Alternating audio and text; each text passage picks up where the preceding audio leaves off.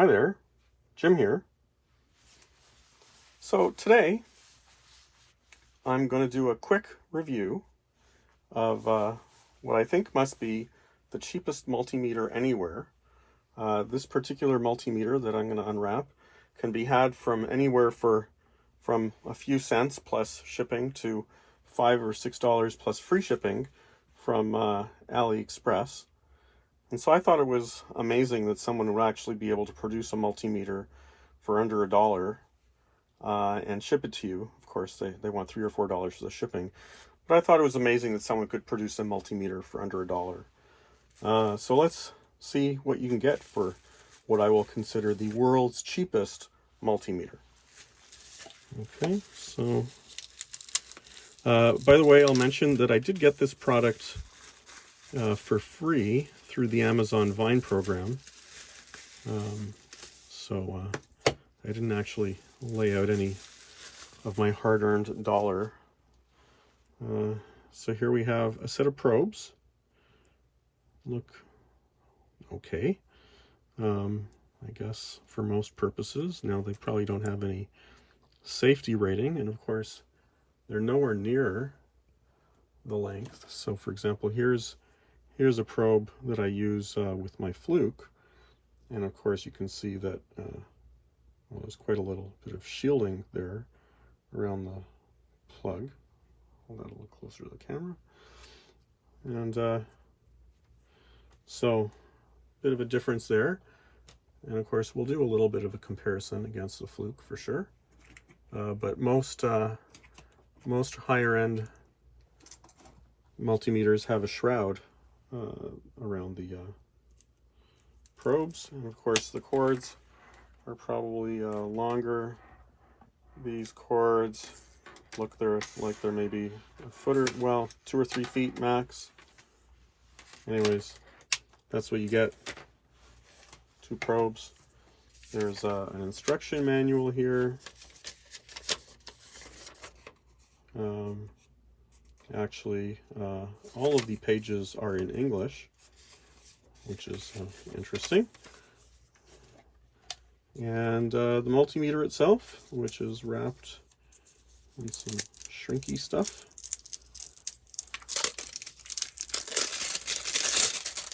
All right, well, that's quick.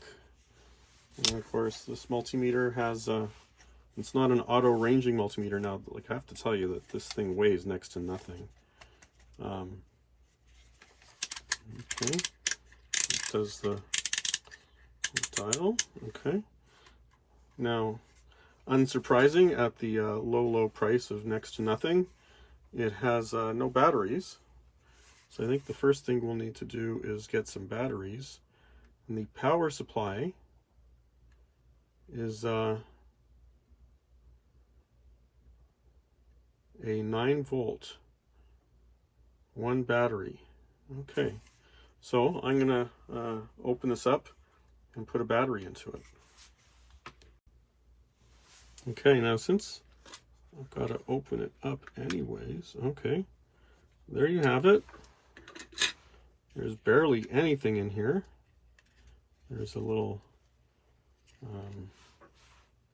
speaker there. I guess that'll be the continuity test. There's the back of the LCD display. This, I'm sure, has a name, and people who really understand electronics way better than I do will tell you what this is for. Then we've got the connections for our probes. I'm not going to take it apart any further because I may mess up some connection, which I don't want to do. But there are no fuses in here, nor is there a place to put a fuse, as far as I can tell. Now there's a comment here. It says that I'm supposed to install a fuse in order to prevent fires. But like I said, I don't know where I would actually put that fuse. Anyways, let's get the 9-volt battery. Interestingly enough, as I was getting this battery out, I was thinking to myself, you know, the battery probably costs more than the multimeter. That's a strange thought. But, okay, so I've got a battery. Let's make sure that that turns on. Oh, turns on. Okay. So, put that in there. I'll tell you that it's not exactly reassuring to me. Okay, okay, that's probably better.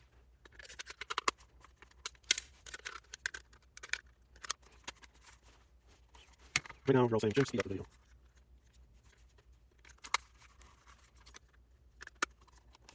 There we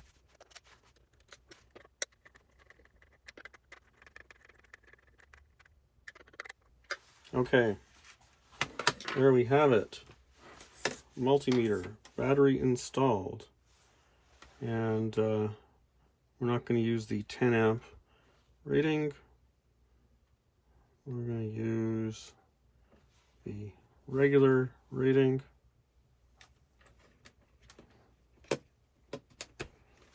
Okay, one connection there. One connection there. Connections are not the most reassuring. Okay, so now let's see what we can do here. So let's turn them to continuity. Oh, that works. It's pretty responsive too. Although it's pretty scratchy. So we can test continuity. So, as the world's cheapest continuity tester, that's probably a good deal. Now, what else can we test here? Well, we can test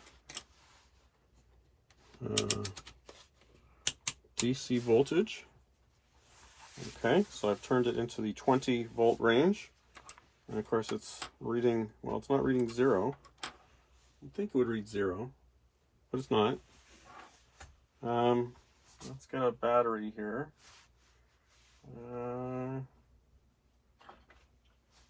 Wonderful. Got a AA battery here. Comes from Home Depot. Let's see what we get here. Okay, well, I've got positive and negative backwards. Good for me. Okay, 1.51 volts. Okay. Probably enough accuracy for what we're going to do. Now let's try something a little more expensive. A few hundred times more expensive. I know, you're saying, oh, come on, Jim, that's not a fair comparison. Well, that's why we're here. So 1.55 volts. Well, I mean, depends on how accurate you need it to be. But 1.51, 1.55, at least it's in the ballpark. Right? 1.50. So, maybe not the most accurate there. Oh, but it is getting to 0 now. I don't know why it didn't get to 0 before. Let's see what else we can measure that happens to be sitting around here. I've got this gizmo, and it's got a resistor there. Let's see. Resistance.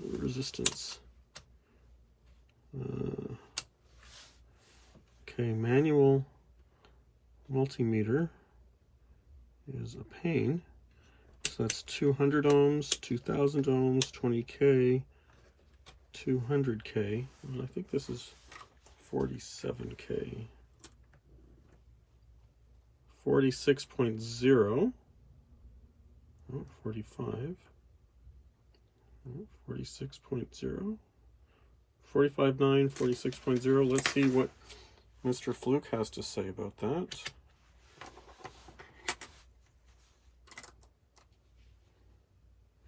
$46.2, sorry.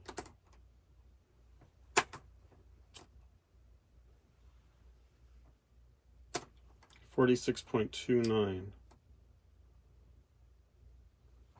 So, you know, I wonder, that's probably within the tolerance of a resistor. What else would we want to test? This has a whole bunch of other settings here, which you know, require a little more sophistication to test. Now, one of the things I forgot to check was whether this unit here is connected to anything. So let's oh, AC volts. Well, let's try AC volts for a second.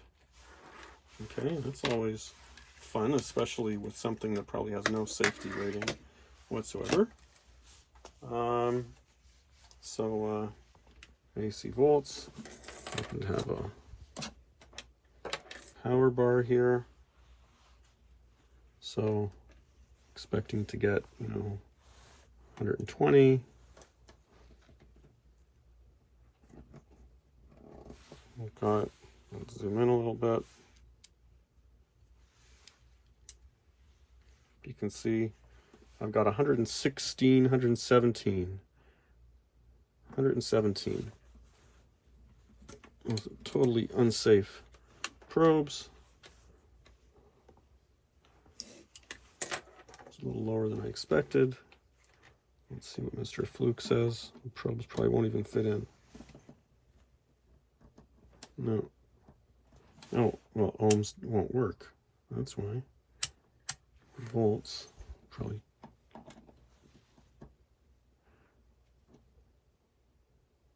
So, Mr. Fluke, when I get the probes to contact, I love that glare. Put that down there. Mr. Fluke tells me 121 volts. And you could think maybe that's changed, 120, 121 volts. If we go back to Mr. Cheapo,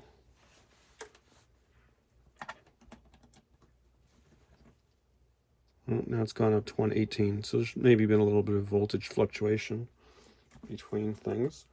But still, you know, between 118 and 121, it's probably 2% error. I don't think... What I can tell you is that, yeah, it's tough to get in contact with these probes. 121. I'm not too pleased with that. You know, with the battery, yeah, whatever. The resistor was probably close enough. Resistors aren't horrendously accurate, but I am kind of disappointed in the AC voltage reading. That's off more than I really thought. I thought it ought to be within 1/10 of a volt. What else could we measure here? Well, I guess we can measure frequency. Supposedly that's frequency. Now that's so we should get 60 hertz out of that. That's usually dead on.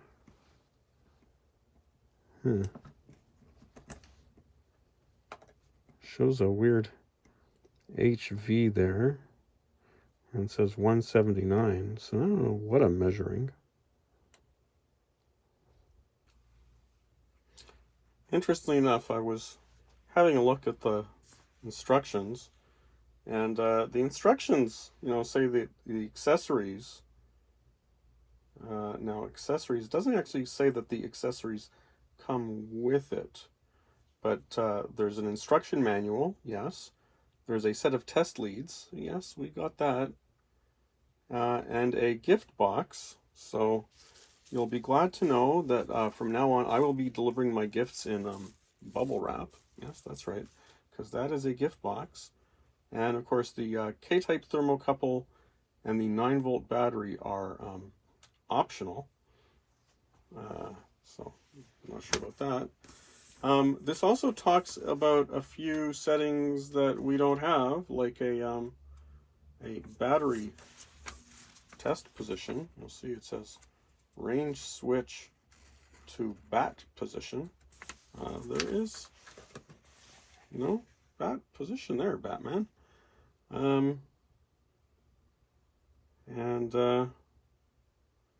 like I said, I thought that would be the hertz measurement, but it didn't seem to measure. Now, in principle, I'm supposed to be able to test some transistors. Range switch to HFE position. So that'll allow me to detect some bias currents here.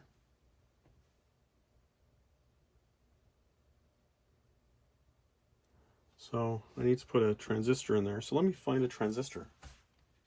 All right, so before we try to figure out what's what with the digital multimeter, let's figure out what we've got first. So I've got here the universal device figure or outer thing, also called an LCR tester.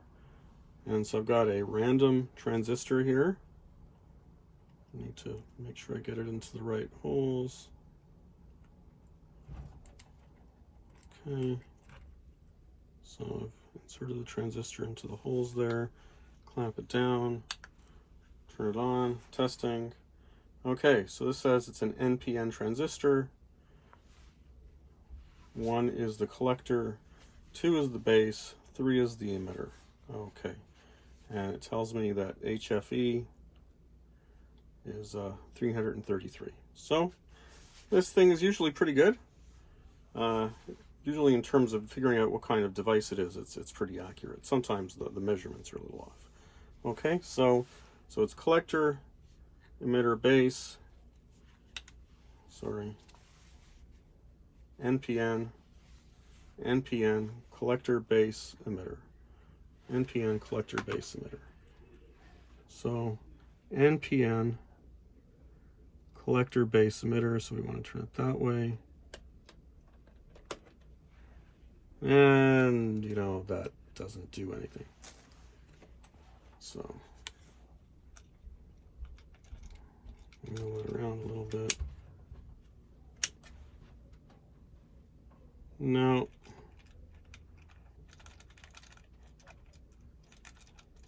Yeah, I dare say that doesn't do anything. That's bottoming out. So, that doesn't do anything. Put this back in here. Lock it down. Turn it on. Still NPN. Still works. So, yeah, what can I tell you guys?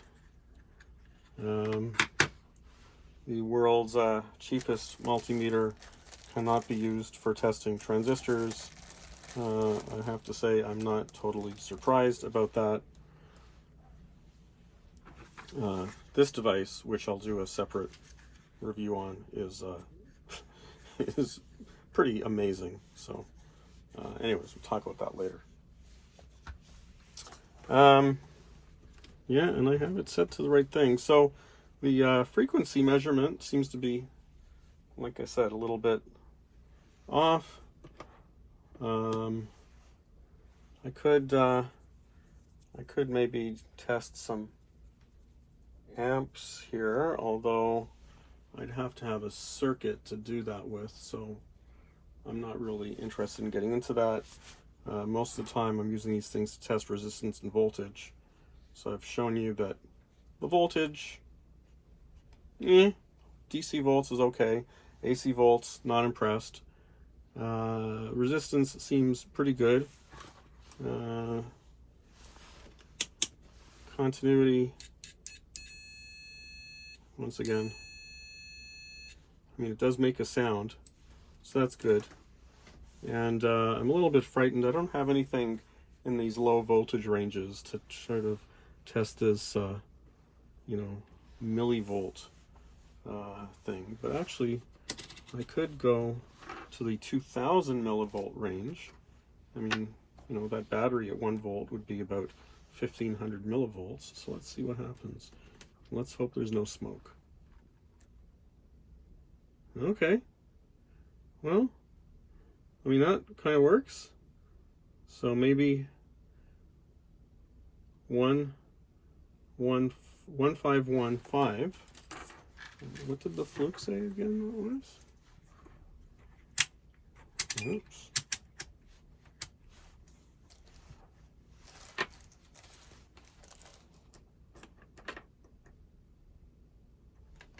Come on. 155. So, you know, like I said, the accuracy could probably be improved on the DC volts, given what I'm generally doing kind of from a hobby point of view, not that critical. Now, one of the things that we could do that I did not think of doing before is we could hook this up to the bench power supply. All right, for the final test, what we're going to do is we're going to sort of compare the output of, the measurement of the multimeter against the output from the bench power supply and see how closely it matches. And so what I'm going to do is I'm going to run from 1 volt to 20 volts in increments of a volt, and you'll be able to see both readouts here. So first, let me put that over there. So you can see right now, both 0, everything is good. Let's turn on the output of the power supply. Okay, and so we can see that the power supply is sort of oscillating close to 1 volt, right? So very little bit of change. And the multimeter is reading something pretty close. So not as accurate as the multimeter, as the power supply, but pretty close. I mean, at that point, I wouldn't complain. Let's go up to 2 volts here. Okay, so now we're beginning to see a little bit more deviation here. Of course, error is probably a percentage base. So now we're 6/100ths of a volt off. The bench power supply, the power supply is kind of oscillating between 2 volts dead on and 1.999 volts. Yeah. Go to 3 volts. Whoops, 3. You can see now we're about maybe almost a 1/10 of a volt off. We'll go to 4 volts. Now we're definitely a 1/10 of a volt off. 5 volts. We're more than a 1/10 of a volt off. 6 volts. 7, 8, 9, 10. So now we're at 10 volts.